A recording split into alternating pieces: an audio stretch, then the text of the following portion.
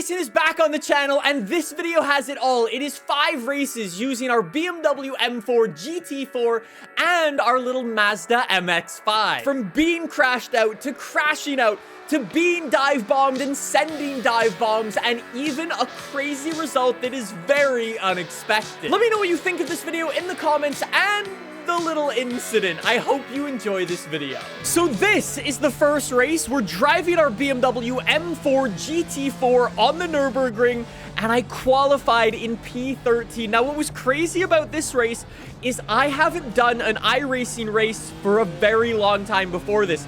I haven't driven this BMW in months, and I don't think I've ever done a race in iRacing on the Nürburgring before. So all of this was brand new to me. Not only that, but I didn't do any practice even going into this. I just picked a random race and I'm like, click, start, go. And immediately we're in. Anyways, we pick up a couple of positions on lap 1 after some people spin and crash and stuff like that. Now we're having a bit of a battle with a McLaren and a Mercedes. We're already jumped up to P8. The McLaren sneaks up the inside. We've got to hold the outside line, but it switches back to the inside here. And I almost had that one. I think with a little bit more experience and confidence, this was only my second lap. Keep that in mind. We dropped the spot there, and then... oh no, the BMW M4 tried to send it around the outside. You guys are going to need to be the judge there. I don't know what you call that, because I was definitely moving to the outside to try to get a better line going into the left-hander, but that guy also turned in really early. I mean, it probably was one of the cleanest pit maneuvers ever completed, but anyways, it was a sucky situation all around. Anyways, back we are behind the Mercedes, and we are bearing down. We are up to P8 as we get into the middle of the race, and this is when I started to get some confidence in. Like I said, I didn't do any practice going into this, so this was kind of my practice in the middle of the race. Fast forward a little bit. We are again behind that McLaren. The McLaren touches the grass. We don't need a second invitation. Thank you very much. We're up to P6 now, technically. And again, behind that Mercedes.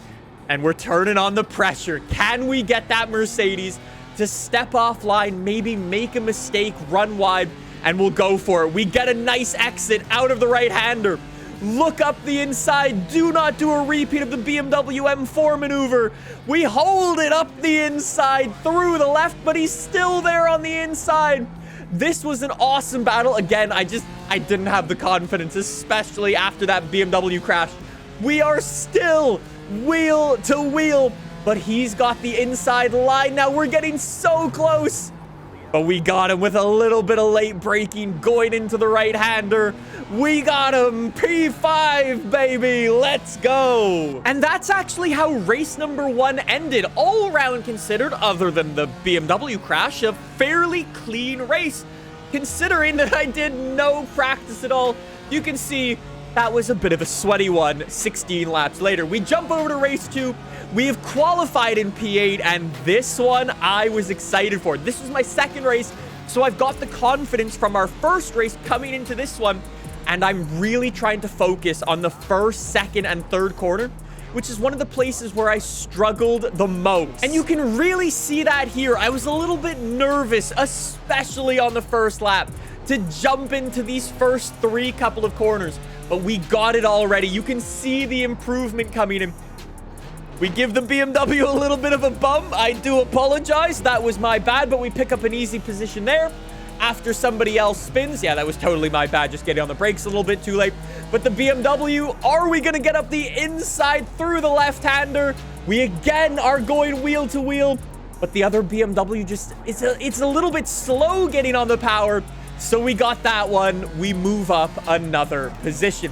And make it another position once again after more people do the spinala. Tiggy like that one, you could hear her in the background. We finish race 2 though, another P5. I'll take that, back-to-back P5s. We jump over to race number 3. Now for race number 3, I wanted to focus on my safety rating. So I actually started this one from the pit lane so I could essentially just do laps and get my safety rating up.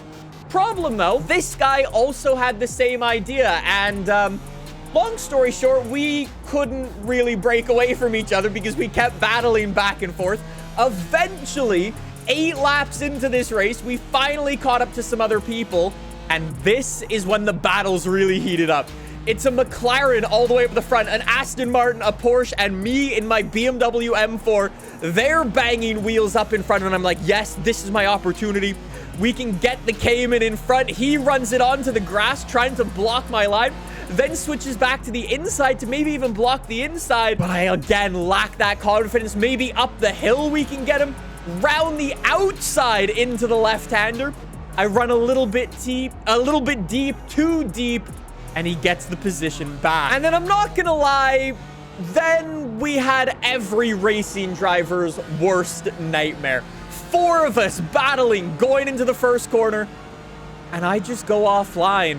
And I touch the grass.